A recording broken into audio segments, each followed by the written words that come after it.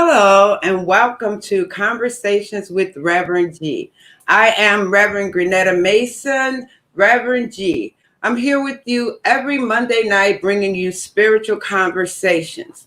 And my hope is that you walk away inspired and even with the new spiritual tool that you may be able to use.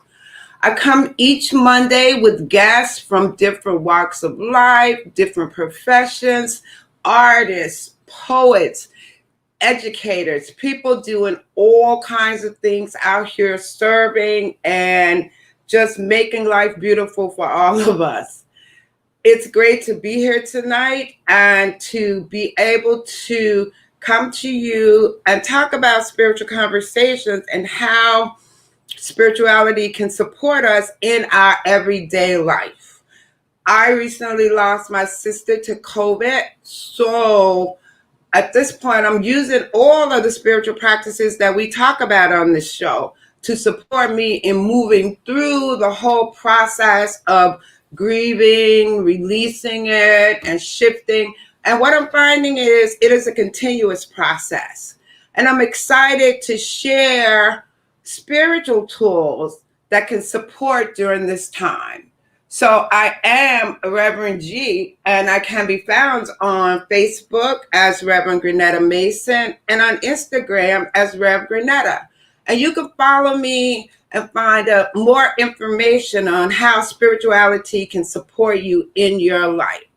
So I'd like to say that I'm always about bringing that joy and supporting you in living your life with grace and ease.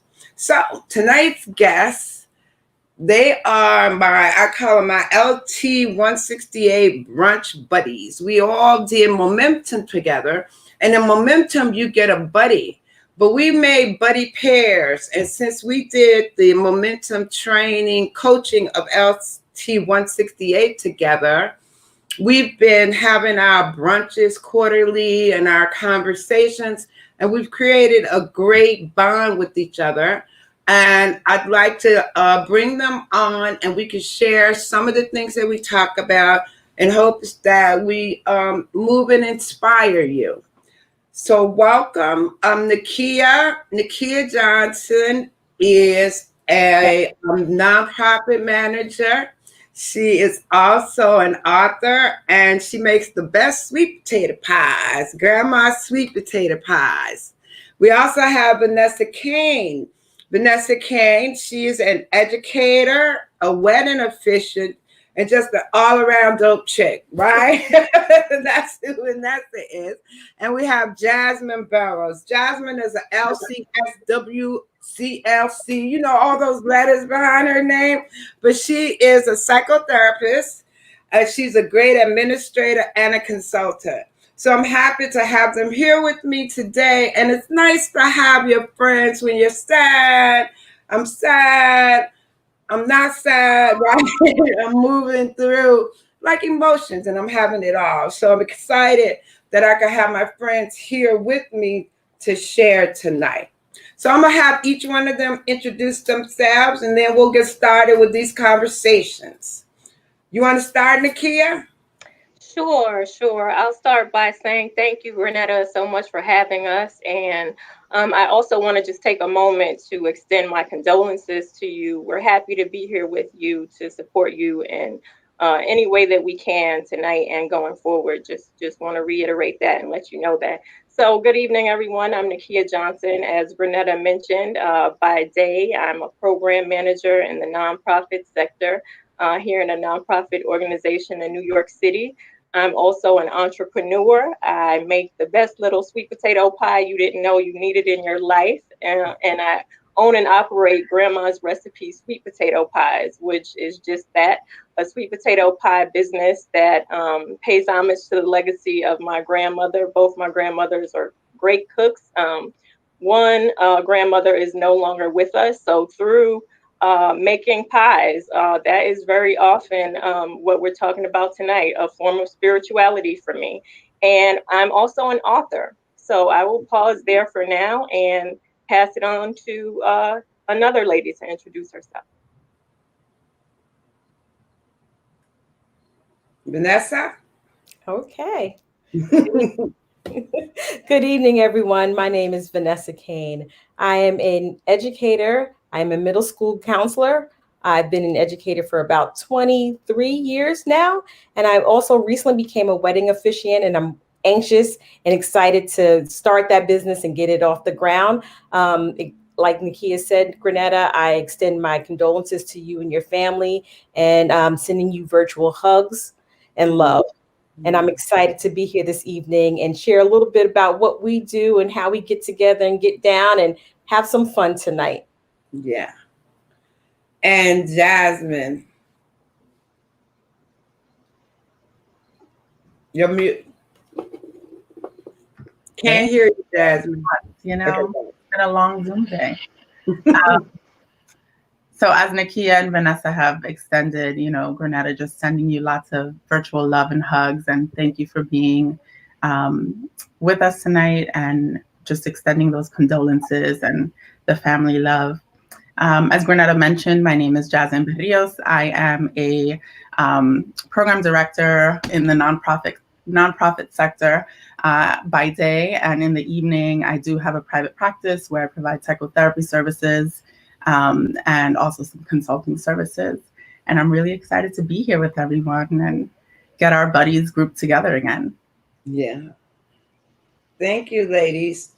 So I was talking about the excitement for the past week was the inauguration. So I wanted to start there to ask each one of you to talk about what it meant to you, what feelings emerged for you, and what was the impact. Anybody jump in, right? Sure. Well, I took the day off from work. I've been working from home, but I took the day off from work. I wanted to be able to focus on that. So I literally watched from before 7 a.m. until the fireworks at 10 or 11 o'clock, Katy Perry, and I just wanted to take everything in. I've been waiting for 4+ years on this day. Really pleased with the outcome. I thought, that it was well done given COVID. It was great to see all the diversity up there. It was great to feel like the country is in more responsible hands. Mm. Mm-hmm. For me, I felt a sense of relief, like I could finally breathe and take a breath of like, okay, I don't have that sense of anxiety that I felt with the last president. I thought the day itself was beautiful. I liked that it was pared down and more simplified, and as in the pomp and circumstance of the day. I really enjoyed that. As a proud Black woman, I was excited to see royalty reign with Kamala Harris, our new vice president, and even Michelle Obama. She did the thing, honey. Yes, she did, right? Yes. And also our new little queen, the Yes. laureate. I just felt so much regalness come from that little body, and out of her mouth were all these majestic words, and how she presented and represented for all the little brown girls of the world. So it was a very emotional, overwhelming day for me. I know. It was emotional, up and down, right? You were like really happy, and then there were tears at different parts of it, right? And then this excitement. There was so much going on. Miss Jasmine. Yes, it was definitely an emotional day. It was a day of many emotions coming together. I was working throughout the day, and so it was kind of on in the background on mute. So I didn't get to hear what was happening in the moment, but just seeing it was already kind of like stirring my anticipation. Luckily, I was DVRing it, and so I was able to watch in the evening, and just full of emotion. As Vanessa mentioned it felt like I could breathe again. And it was a really healing breath, actually, that felt like it just lifted some heaviness off of me. But it was a beautiful day. It was a beautiful experience to bear witness to and to be a part of in this time. Yeah, I know, Jasmine, because I felt the same way also. I felt just like baggage was, how just things just fall off for you, right? I just felt like just a sense of calm, and not to the extent that I know everything is just going to flip around all of a sudden, but to the extent that there's hope, to the extent that we can see change. You know, we feel like that change is happening, and things are happening. I know that, Nikia, part of what you do in your nonprofit is around equity and inclusion, right? What does that mean to you, and how does it show up in the work that you do? So, I mean, just harkening back to what we were just talking about in terms of the inauguration, that means, looking at a group of people and seeing representation, seeing the world in the work that we do, or seeing the world represented in our government.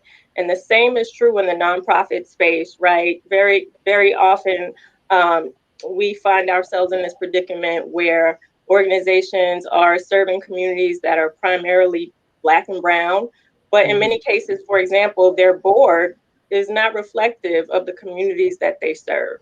So we're always looking to create spaces for people of color, for women of color, to be equitable and inclusive in the sector and also in government, whom we have so many close relationships with. That's beautiful.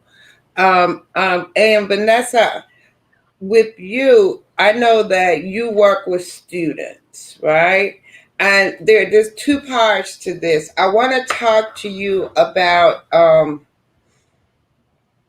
just the impact on students now with the COVID, with the racial inequality, right? What have you seen going on? Because you have direct impact with youth, and I'm always curious. You have direct contact with them. I'm always curious about the impact on them and how they're doing and seeing things.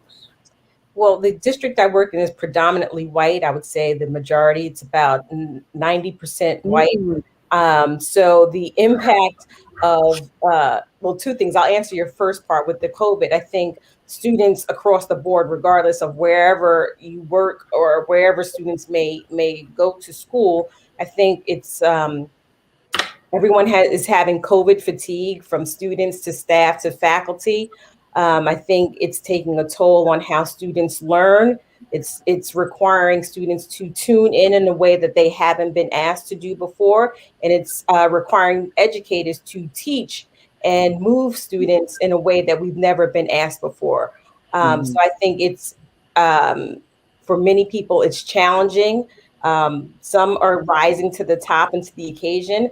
And for some, it's really like showing the cracks and where we may have to have more professional development and allow ourselves to be coached and taught differently as educators, to then transpire that onto students.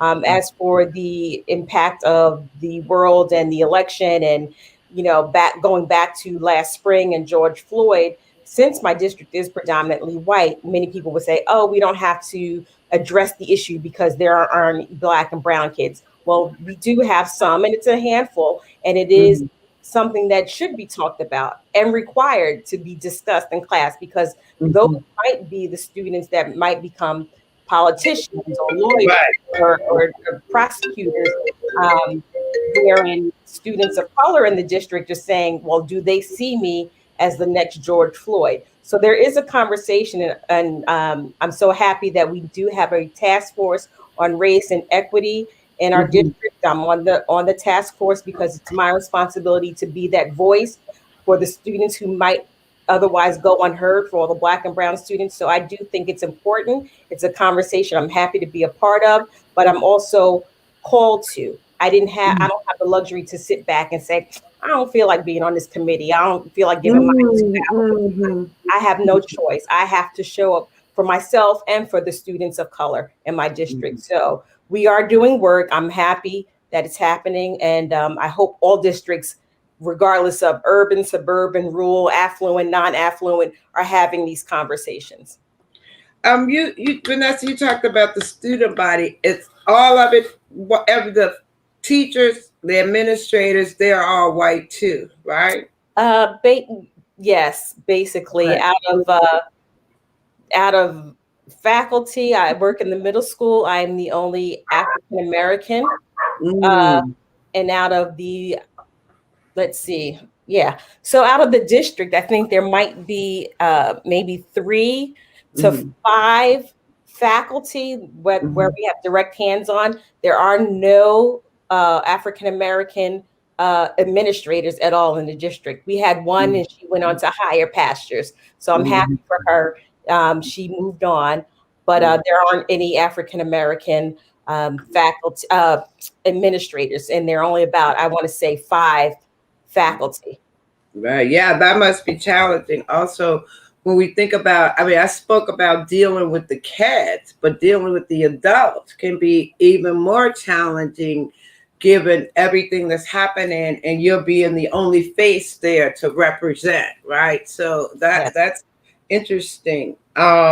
Jasmine, I know you're in the mental health field, and one thing about it is a lot of people are struggling right now, right?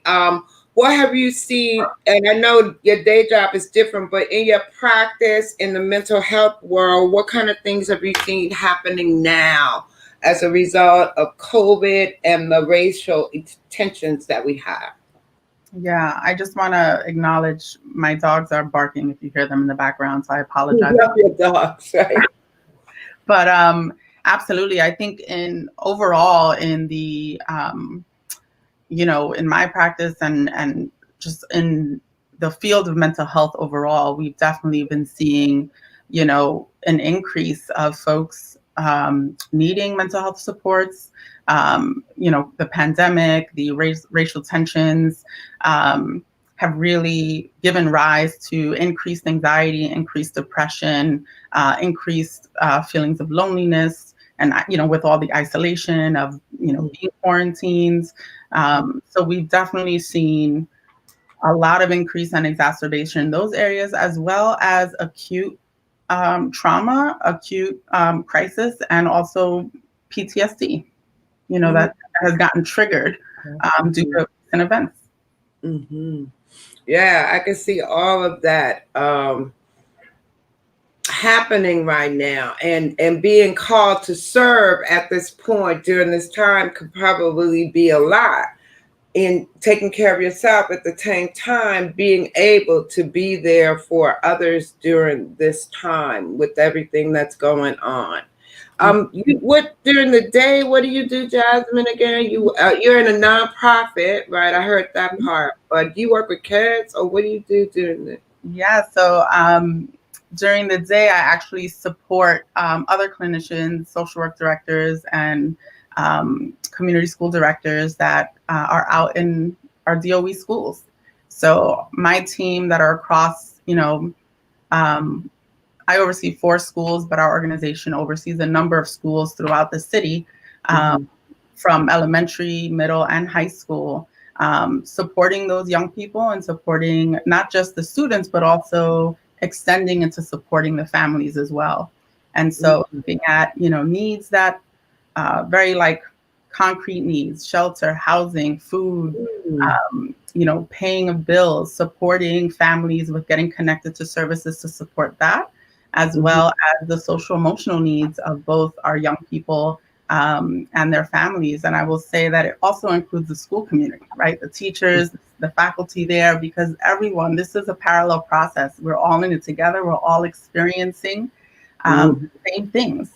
Vanessa spoke to, some of the things that have been highlighted in terms of trainings and professional development that the adults are needing to kind of into as well, right? And so that also trickles down to our young people. And there's just been a lot of stress and also, a real great sense of loss, not just in, folks who've experienced the loss of a loved one, but the loss of, your normalcy, your daily routines, your sense of identity, of purpose, right? With the loss of jobs and finances and, the loss of being a student in the way that you've known it to be, right? When I think of high school and middle school, many of those young people were, on different teams and different clubs and, have a sense of identity as like, oh, I'm a basketball player or I'm on the debate team. And now that we're not doing those things can kind of really throw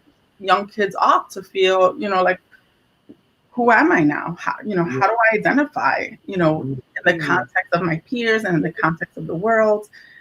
So I would say that grieving, in many ways, has also been a big theme that we're also seeing. Yeah, I've been talking about that too because I'm finding it's important. You don't necessarily want to, right? You want to do this whole bypass thing. Let's just skip right through. And I'm finding for me as a person, you guys know I'm always laughing and I'm always joyful, right? I could flip to that joy, but I'm working on experiencing it, having the grief and not flipping through it because then it'll show up in other ways. So it is a process for me to actually grieve because I could joke and laugh and make it all good, right? But I am definitely going to practice, having the feelings and being there and that can be a great release, you know. Thank you, ma'am, for that. That's interesting because I worry about the kids, right? And you brought up a lot of points of how their world has just changed so much. And sometimes we don't think about it from that level, the impact, the sports, the identity, the friends, all of that has just been taken away and how they deal with that. I also think about the college student. Think about college life. Can you imagine the life you wait you wait to go to college to do all that and it's just all disrupted right now, right? So to really, really, really, COVID has had a really, really, really, I don't want to use the bad, but impact, big. How about a big impact in many, many ways? And what comes to mind is we don't always think of every way because we can't see it all, right? And I was reminded, as you said, of that. Miss Nikia, tell me, you talked about these sweet potato pies, right? And as a legacy, and I know that you have gone, from doing the education. How did you get to this entrepreneur and making these great pies? Talk to us about that.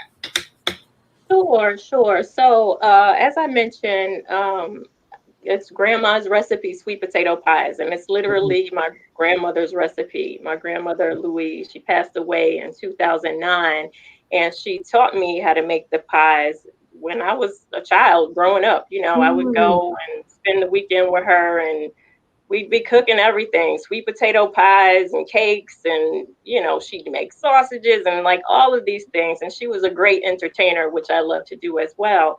But Mm. once she wasn't here anymore, I was like, I don't want to lose it. It's Mm. definitely important to the family, important as a legacy. And once I started to make them, I would make them just, around Thanksgiving and in the family, a few close friends. But then I started to think a little more broadly and Mm. ask what can I do with this and how can I truly honor that legacy and share it out with the world. Mhm. I thought that was a great tribute to her, and I thought that was something that I could really invest in. And when my dad told me, like, "Oh, girl, you got it," like when he takes Yeah. his mom's pie, I was like, okay, like this is Mhm. it. Like Mhm. I'm ready now. Mhm. Mhm. That's beautiful. I like it. I like the kid says these little pies, right? Which is pretty cool because if you don't, how if you eat a good pie, you want to eat the whole pie. Well, you could get one of these, just these little pies and not have to worry about it, right? And just eat that. So yeah, I'm really excited about your business taking off. Um, Vanessa, Yes. we talk about spirituality.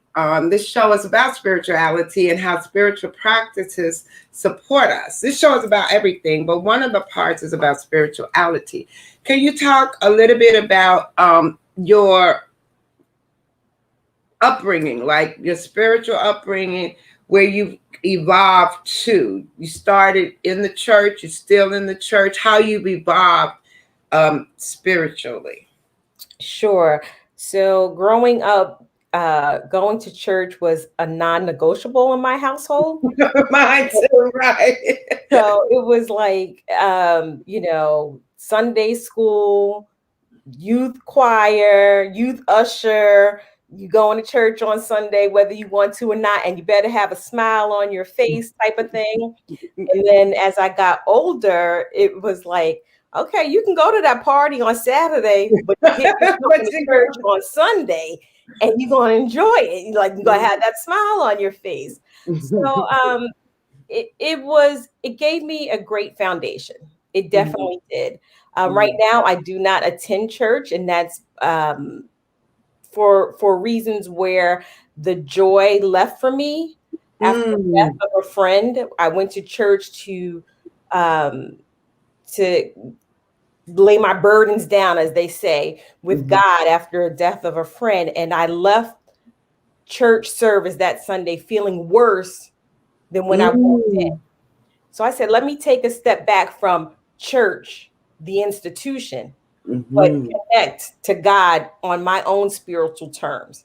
So there's not a day or moment or hour that usually I'm not in some kind of conversation with God. I still pray. I still feel very much connected. And I have to say, since I stopped going to church, I have met, in my opinion, people who are more spiritually connected and godlike in my life. So I'm like rethinking the whole thing, and I'm just open to being connected to God and to the universe in a way that may not be pleasing to some. My mother's still like, when you come to church? I'm like, I don't know when I'm going to church. That right. And I don't have any problem with it. I'm confident, and I feel more grounded in my decision and my walk with God than I ever have before. Because I think before, as a child growing up, I did it because I was told I had to. I'm doing it because it's for me. So yeah, that's my walk, and that's how I'm living my life. What about you, Jasmine? I know you were Puerto Rican, so it's probably a whole lot of Christianity. Oh yeah, I was definitely born into Catholicism. So baptized as a baby in the Catholic Church. And my mom was also born into Catholicism. And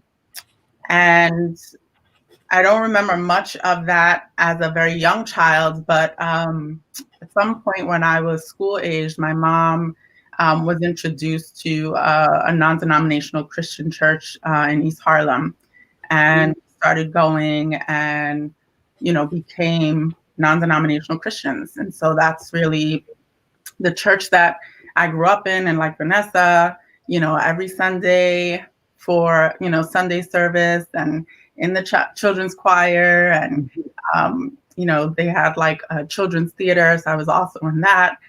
We had Tuesdays for midweek evening services. But my father was Puerto Rican, but he had also converted to Islam. And so, my mother and my father were separated, but when I would visit my father, he would teach me, the practices of Islam. And so, I would wear my hijab, and he would take me with him to the masjid, and I would go with the women and learn how to pray. And so I grew up knowing that there were many faiths and many ways to practice. And, my mom was open to allowing me to experience both. But I think because, I lived with my mom, and that was a much more regular practice. That was the one that I kind of leaned on the most. And as I got older, I started realizing that there were actually a lot of commonalities between the faiths, and even learning a lot more about the Jewish faith as well, and like common threads throughout. When I went to college, meeting lots of other folks with lots of different practices, and I was always really interested in just learning more from others and what others believed and what practices they participated in. And I've always just kind of seen the commonalities rather than the differences in the faiths. And that's something that always just made me feel peace, like inner peace. And, you know, learned as well that it's really about your personal relationship with God, Allah, the universe, you know, whatever higher being it is that you believe in or feel connected to. It's really about developing that personal and intimate relationship and your walk with that essence. Yeah. And it is an individual thing. And I appreciate what you said, because for me, only knowing Christianity for so long was all I knew. And then to study all of the religions, I get what you're saying. Everybody is looking for the same thing. It's the same goal in the end, right? But it's just different paths that people use to get there. So that's great. I found it fascinating that you had the Islam and the Christianity. That was pretty cool. And to be able to accept both of them, you know, and to be in both of them, and to understand that they both can exist at the same time, you know, just understanding that. Yeah, Miss Nikia, what about you? Sure. So I grew up, I would call my spiritual journey growing up as a little bit non-traditional. Mm, I started in Catholic school in first grade and happened to go all throughout college.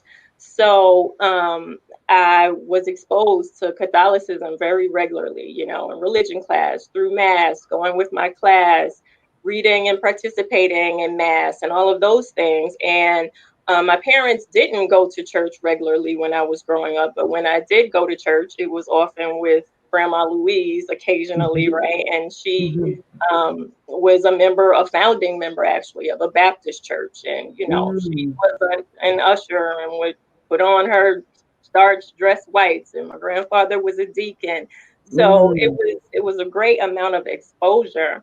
I found that as a very young child, I started to feel a disconnect in my spirit, and what I was learning and hearing in religion class, and what I was seeing in the world. And as I got older, I gained the language to articulate what kind of like that wrestling or that dissonance was, right? mhm, So now as an adult, um, I very much see my spirituality. I don't really associate it or put a great deal of importance on what building I spend, you know, Sunday or the Sabbath in, but I mhm, very much focus on my being, right? Like, how am I mhm, living my day-to-day life? How am I mhm, interacting with people? I find that's much more important to me. Um, so that's how I aim to live. You know, how am I really living out this thing? You know, how am I mhm. really living out my life and interacting with people in a way that exudes love and care? Yeah. That's beautiful. And I think that's what it's all about. How we're living. Who are we being, and how are we living in this world is more important. And I think spirituality gives us a base for that, or space to do that. I was thinking about you, Miss Vanessa, and your all around dope self, right? Uh, I saw that you were a poet and an artist. Talk about that, Miss. This is like, I was like, I'm reading up. I was like, Miss Vanessa is a poet and an artist.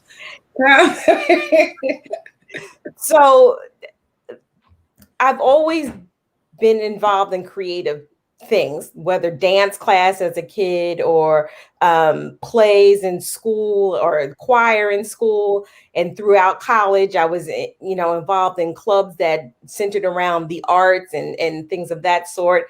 And it wasn't until college really that I found that I really enjoyed writing poetry, and I call writing stuff. I don't like to really name it poetry. I like writing stuff. And then I was a reluctant sharer, and then a college friend of mine found some of my stuff and one of my poems was actually published in one of a college publication. So I was like, oh, well, maybe, somebody will like it. Somebody. So I started writing reluctantly and, in a little book and kept it close to my heart. And just over the past few years, I'm actually opening up and sharing that side of me more. Like few people know that I do that. I like to draw. I've been doodling since COVID, and I got some paints I'm trying to open up if I get the moment to. So like anything creative, I like to create that. I'm finding that gives me joy and gives me life and keeps me going and looking forward to those things. So, if I could quit my job and make money doing that type of stuff, or someone paid me to, I would. I enjoy it, and I like to just be surrounded by the arts, whether going to see plays or dance recitals and things of that sort. I enjoy it. You could just quit your job and do it. No, just try to find a way. But that's really great that you can incorporate them together, right? And I like that because we have a creative side. All of us have a creative side, right? And how we express that creative side is really interesting. Jasmine, I want to talk a little bit about how you express the creative side, but I want to talk about the dogs with you, right? Just a little bit, right? Because I know how much you love them and how much you give and you train them to support people, right? So I think that's just so powerful. Thank you. Yeah. So, my dogs, you guys know I absolutely adore them. They are my fur babies. And, Maximus, who's my Frenchie, he is going to be 8 years old this March. And he and I are actually a registered dog therapy team. So, pre-COVID, we actually used to volunteer at Mount Sinai West and go visit with folks. And he used to visit patients who were inpatient at the time, and just love getting all the rubs and hugs and attention, and to see that reciprocated, the joy and the love and the excitement that folks there used to receive is just, it's filling. And so he actually let me know that that's what he wanted to do, right? He's always just been very friendly. He's always gravitated towards people. And so, he let me know that he had this personality about him. And so I kind of followed his lead and got certified with him, and been a do-gooding team ever since, going out there and doing some good and creating love and joy with folks. Charlie is the newest addition. He just turned 2. He's a rescue. He is very loving and cuddly, but also very anxious. So he can get very nervous. And so we're doing a lot of work with him, and he's come a long way. Certainly getting better and better with people and with other dogs. And so that's been really fun to do, and certainly therapeutic. I love it because you think about your pets are really important now, even during the time when a lot of people are alone. And when I was sad, my dogs just kept coming around and just laying on me and just giving all the love, right? Yeah. And it was so great. I was like, Bella was just licking me all over, right? And I was like, Bella, but there was something like spiritual about it, right? When we talk about the different things that support us and all about different spiritual tools, I love that the dogs are used for therapy. They support people, and that's really beautiful. And I love my 2 little dogs too, and they've been really supportive right now. Absolutely. I mean, they're connected. They can sense. They can sense what's going on, and they have this connection, and they know who needs a little attention, and so they just go and cuddle up too. So it's really cool. And then in terms of like just creative outlets. I've been on an arts and craft kick for quite some time now, and really just, DIYing stuff and creating things with your hands. And, sometimes people don't realize, like, when you're actually using your hands to make things, you are essentially doing a little technique called progressive muscle relaxation, where you're creating, or you're drawing, or you're painting, or you're writing poetry, but you are essentially tightening and loosening muscles in your fingers, up your forearms. And so without thinking about it, you're actually, doing some pumping of your blood to those areas that are actually benefiting you. But the other piece too is being able to create something and have kind of this instant and immediate satisfaction when you get to stand back and look at it and say, wow, look at what I did, right? And you get to see the change immediately. It's like immediate feedback, which is nice. Oftentimes, I think when you're working, particularly like in therapy, you may not see immediate results, right? It's a process, it's a journey. And so engaging in other creative outlets really gives me an opportunity to kind of, in the moment, have some, instant results that I can see. And it's fun.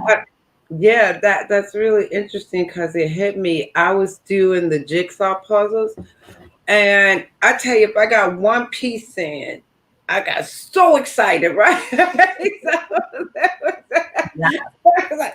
I got one, right? And there was just so much joy in that, right? Just accomplishing that. So I just ordered a paint by number, right, thing, right? Because I want to like explore and do something more creative. So they have beautiful ones. I remember as a kid, it was like horses and flowers or something that we used to pick up. But now they have beautiful ones, right? So I got excited, and I'm going to try one of those to be creative, right? Guys, I always talk about the spiritual toolkit. And the spiritual toolkit is your own personal spiritual tools that you use. So I want to ask each one of you, what would be the 3 top things in your own personal spiritual toolkit? Ms. Nikia, you want to start off talking about your personal toolkit? Sure, I can do that. I definitely have to go back to creating food, right? Okay. Creating food and creating spaces that are welcoming. I love to create spaces that are welcoming either. I mean, it could be at my home, it could be, my meeting room where I'm about to facilitate a training. It's here on Zoom. And I've had all of you at my home, so I hope that that's always evident. So that form of expression to me is just outward love, to cook a meal, to create a space that's welcoming, where people feel comfortable and, cozy and at home. So I would definitely say food, welcoming, and then just getting outdoors, right? I love water. I love being around water. I lived for a very long time where I could look out the window and see the river. So it was always, calming and kind of like a spiritual practice to just go out and quiet my thoughts and be with my thoughts while looking at the water.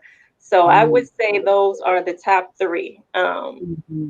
Being a Black woman, I'm a native New Yorker, but I've got those Southern roots. So it comes back to the food. And, my kitchen is probably the favorite place in my home. I've got 6 chairs, and, I think fewer things make me happier than seeing them all filled, with people together enjoying themselves. Beautiful. Miss Vanessa. One of my things, I think, like Nikia, surprisingly, I like being by the water. Like I I feel recharged after a trip to the beach or to a lake or even seeing water. And from my apartment where I live, I can go out and look out of 1, 2, 3 areas of my home, and on a clear day, see Long Island Sound. And I find it very peaceful to me. Also, just sometimes like a nice quiet drive, like no music, nothing on, hopefully not too much traffic, just a nice quiet drive really connects me. And also not to have anything in the front passenger seat. That seat's left open for God to come travel with me. And I feel many times that some of my best moments connecting to God are on my drives, and I'm having those quiet moments. So I try not to put anything in the passenger seat in the front when I drive. And other than that, just being around people who are positive and uplifting and bring me joy. Hopefully I can, share some joy and uplift and just have fun and be myself and relax and just have some authentic connection with people. That's what I find to be very spiritually uplifting for me. And hopefully when I'm feeling that way, the other people can feel it as well. So those are my 3. Beautiful. Miss Jasmine? Yes. Similarly, water. Everybody loves water. Every time y'all said water. My number one go-to. The beach is preferred. The ocean is definitely the main body of water that really calls me. But any body of water will work. I've been blessed to always have lived, or resided in a place where I've always had pretty close access to a body of water. And that has just been a blessing for me. Another practice is prayer and meditation, and with that, breath work has been really powerful. Doing that breath work as part of meditation and as part of my prayer time. And I will also say self-compassion, the practice of self-compassion, being able to kind of practice acceptance and grace and empathy and compassion towards yourself as a form of love has certainly been something that I have really been intentional about incorporating, I will say, within the past 2 years. I love that. This year, when they were saying, everybody's like, what's your word for the year, right? And my word for the year was consistency, right? It comes up in the practices. It doesn't necessarily have to be the same practice, but there's consistency in using your practices, right? Consistency in helping to build the muscle for a certain practice. And meditation takes consistency, right? Consistency and most things. Because you think about it, when you start exercising, if you stop for a longer time than you go, right? So it's like always about just keeping it going and the consistency in it with everything. So that word is showing up for me as one of the things that I would like to practice during this time, or the word, I would say, for me. Um, I have really appreciated all the things that we've talked about today. I really love talking about the different spiritual practices because they're also different, and I hear new things all the time, which is great because we're talking about supporting people in their spiritual lives, supporting them in any way that we can. And some of the things here people can take away and say, oh, yeah, that could be a great spiritual practice for me. I'm going to give each one of you a chance now to, because we're going to be done soon, but you get an opportunity to, have a last word, talk about what's important to you, invite people to follow you, yeah. You want to, Nikia, I'm always going with you first, right? No, Nikia, always first. right. Nikia was my buddy, and Jasmine and Vanessa were buddies, but Nikia and Jasmine were best friends, so we just merged, right? And we became a buddy pair. And I also, Nikia, when we went to the first brunch, wow, she set it up. We walked into the house. Everything was set up for us. She has signs and menus, and it was just so beautiful. So we actually rotate, like every 3 months we have a brunch with each other. And the last one before COVID, right, was mine. No, we did one for Jasmine's birthday. We did a social distancing brunch, and it was really beautiful.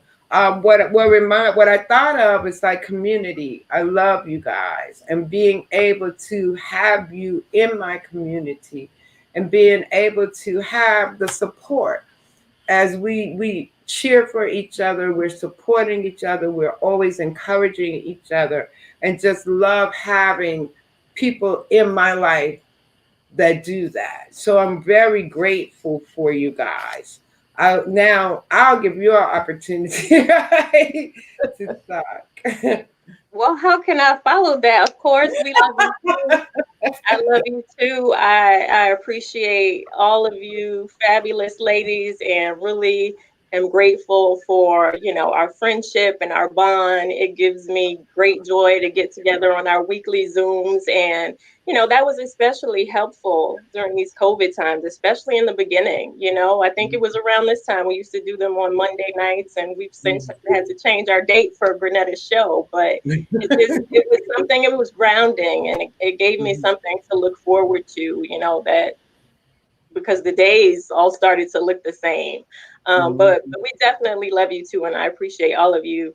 But I will close by saying, yes, you can visit my website and find out about Pies All for yourself. We are doing curbside pickup during COVID, and also deliveries in 4 of the 5 boroughs of New York City. I recently added what I like to call the 6th borough, which is Westchester County. Vanessa. So you can visit the website at grandmasrecipepies.com, and also find us on Facebook and IG at Grandma's Recipe Pies. Yay. It's been great talking with you. Thanks for having us, G. Yeah. Miss Vanessa. So I want to hear some of that poetry though, or that stuff. It's not poetry. I want to hear that stuff. you have to invite me back. Then I will be ready, and I will be all fabulous. With your dope stuff, dope check. Right. I will bring all of that to you. Yeah. But if I'm starting my wedding officiant business, I don't have a website just yet, but I am available for weddings and bookings, and I also do some public speaking and moderating and mentoring. So if you have any, if you would like to have a further conversation, you can reach me at kaneconnections@gmail.com. Kane is spelled CAINE, connections@gmail.com. I am open and willing to moderate. I'm a hostess with the mostest as well. If you have a banquet or something like that for your organization or group, I am available. Just reach out. Yay. And Miss Jasmine. Yes. Well, I just want to say I love you ladies so much, and I'm so appreciative for our friendship, our bond, our connection. I love and love and love upon love. And some closing remarks. Like, I wish everyone love, joy, peace, happiness. Thank you all for tuning in to be with us this evening. If anyone is interested in getting in touch with me, you can reach me at my email, which is jberriostherapy@gmail.com. J for Jasmine, and Barrios, my last name, B as in boy, ERRIOS, therapy@gmail.com. Thank you, ladies, for tonight, and thank you for showing up, always showing up. It's been great having you here. We're going to have Miss Vanessa back to do a little show. Thank you guys for showing up, and I really appreciate each one of you. And we will have our call this week. I love you, ladies. Have a great, great week. Love you too. Love you. Okay, bye. Bye. Thank you for joining me tonight on Conversations with Reverend G. It's been a really, really fantastic night talking with my girls and hanging out.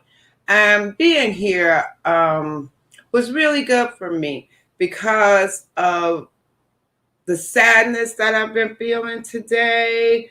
And then I've had some joy and some laughter.